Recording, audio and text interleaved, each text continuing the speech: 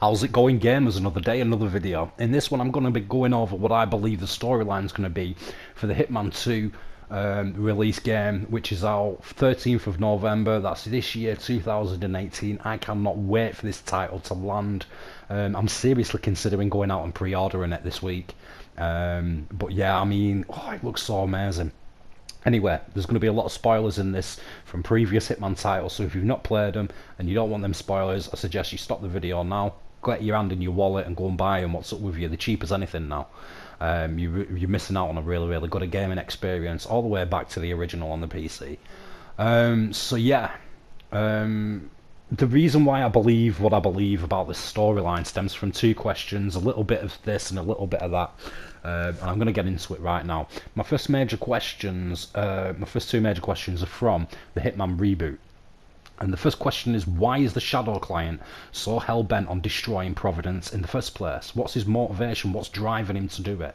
There's got to be a reason why he's actually attacking Providence itself as an organisation. And I really do believe that it's motivated by revenge. That's the only thing that's driving the Shadow client, but we'll get into further details soon. My second major question is, during the end cinematic sequence on the Hitman reboot, there's a guy that's talking to Diana Burnwood. He's a really high-ranking member of Providence. We've seen him in an earlier sequence in the game. And he pulls out a photograph of Agent 47. Agent 47 looks like he's about 8-9 years old in this photo. And he starts to make out he knows about his past, who he is, and so on and so forth. Which seems almost impossible to a lot of die-hard Hitman fans. There's very, very little information out there that's credible about Agent 47. Most of it he's ended up destroying himself, or other third parties have. This is why at the beginning of the game, Diana says there's no records in Romania, there's nothing. And, you know, he ends up saying, well, they called me a 47. And that's the only, you know, trace of his past he's really got. I'm not too sure if a lot of the stuff he either can't remember or he chooses not to. I think it's the latter. He chooses not to remember his past, but he knows what's gone on, and he's not really. It's a dark part of his history he doesn't really want to go back to. So this is why, you know, people who have information about who he is and what happened to him, they end up disappearing quick. So anyway, them are the two major questions that got my head ringing 2 years ago. Since then, a few days back, we've just had the Hitman 2 Miami reveal trailer. And in the reveal trailer, Diana Burnwood tells us that our two high-profile targets are Robert and Selena, is it? Or Serena? Selena Knox or something like that she's called. Anyway, it's not important. What is important is the fact that these two high-profile targets are defectors from Providence. That's what it tells us in the reveal trailer. So it looks like in Hitman 2 you're going to end up working for the ICA as normal, but Diana Burnwood's going to be funneling contracts to you from Providence. She's going to be working for them with or without your knowledge. More than likely you're not going to know what's going on, because if Agent 47 finds out that Providence has information about him, he'll burn their organisation to the ground and destroy any information, and anybody who's seen this information. He's very, very secretive like that. He doesn't want anybody to know. But there's another reason behind it as well. Agent 47 is an extremely high-level clone. He's faster, stronger, and more powerful than most people on the planet.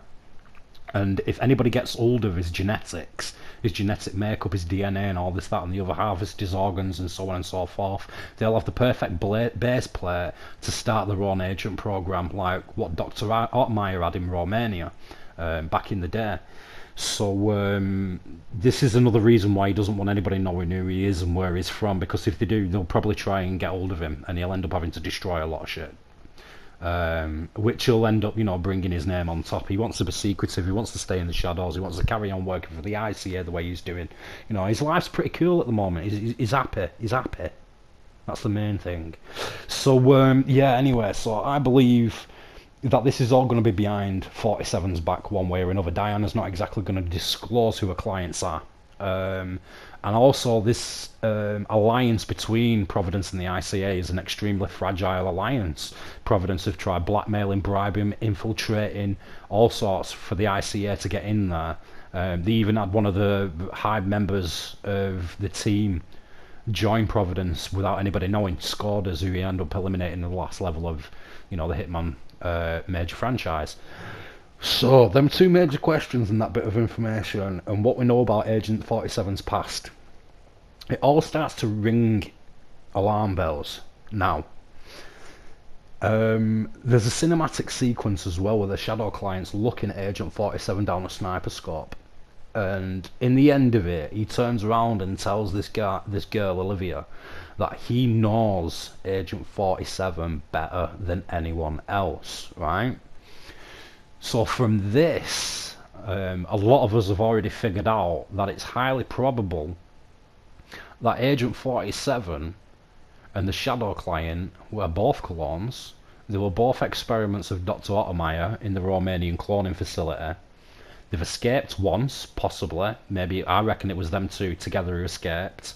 They ended up coming across a small farming community. The warden who was running the actual facility, not just the science lab department, but the entire asylum, he ended up wiping everybody out because he didn't like witnesses, and he gave him a little speech, you know, this is how we touch lives, by ending them, or something like that. So yeah, I reckon, I mean, I've got a strong feeling that Agent 47 was that kid that escaped with the Shadow Client, but one way or another, even if he wasn't, these two, I truly believe, were in that facility together in Romania, and that's how he knows 47 better than anyone else. He was brought up, trained with him, fought with him, whatever. Yeah, so that's what I reckon. So this goes on to the first question again now. Why is the Shadow Client after destroying Providence? What's his motivation behind it? My theory is that Providence was funding, running and organising the cloning facility both the Shadow Client and Agent 47 escaped. 47 might not know this, but it seems to be that this is the only way high-ranking members of Providence would have information on Agent 47 himself. There's no records in that facility. The only thing that was left in that cloning facility was some CCTV footage of Agent 47 tearing the place up and snapping Ottermeyer's neck. You can see all that in Hitman 2. I think it was for the PS2. Now, a lot of people out there are going to say, wait, there's no way that Hitman 1, 2, Contracts, Blood Money, Absolution are all linked to the new reboot. Well, they are. We know this in the opening sequence after you do the training levels. The contracts you're seeing Agent 47 pull off are contracts you've done in previous installments in this game if you've played them. The first part, I think it is, I don't know who it is you're sniping at, I'm not too sure about that bit, but there's a mafia boss on a balcony playing a cello. That's the first level of Hitman 2.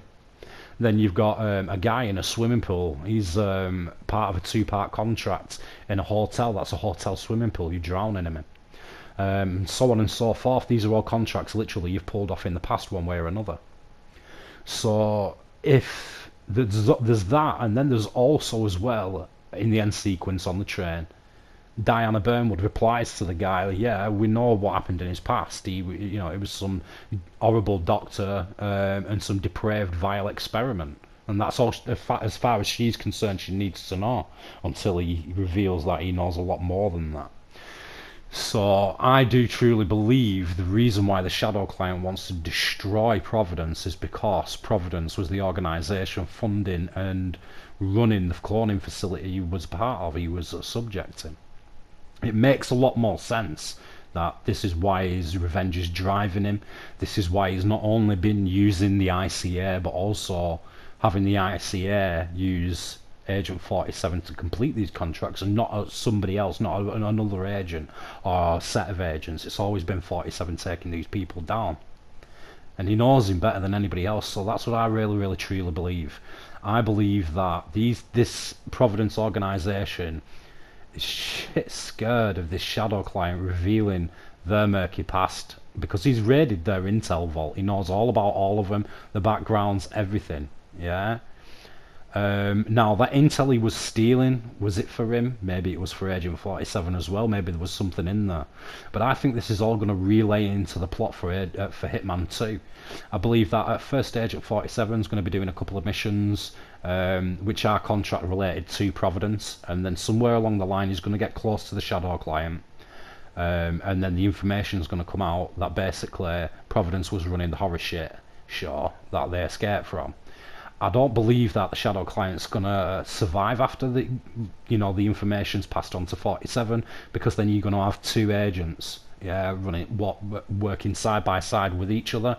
Agent 47 doesn't work well with others, even if it's somebody from his murky past who he really relates to. So I think Agent 47 is going to mortally wound the shadow client. He's got no emotion, so he's not really going to give that much of a crap. I reckon he's going to mortally wound this shadow client, and then the information's going to come out of who Providence is and why he's been after him, and then 47's going to carry on that carnage show. Or maybe something else happens, I don't know, but it's going to switch, and then one way or another I reckon it's going to be Agent 47 taking on the shadow client's duties, if you will, to destroy Providence. The reason why I've come to this conclusion of why this is the plotline and storyline for Hitman 2 is basically playing older games. And yeah, I do believe the older games do still hold true to the new reboot franchise and things like that. So yeah, that's my conclusion. Providence had something to do with the cloning facility they both escaped from. This is why the shadow client wants to destroy Providence. The shadow client and Agent 47 were both in that program together, and that's why what's going on is going on. There are some unanswered questions in Hitman, but I do believe I've provided an answer to at least two of the major ones. So that's it. I don't want to stretch the video out any further, obviously. There is a lot more I could add, but why spoil it for you guys out there? Get out there, get these games downloaded, find them in your charity shops or wherever, your cheap second-hand stores. The older Hitman games are the best. I really enjoy Contracts. I thought it was absolutely amazing.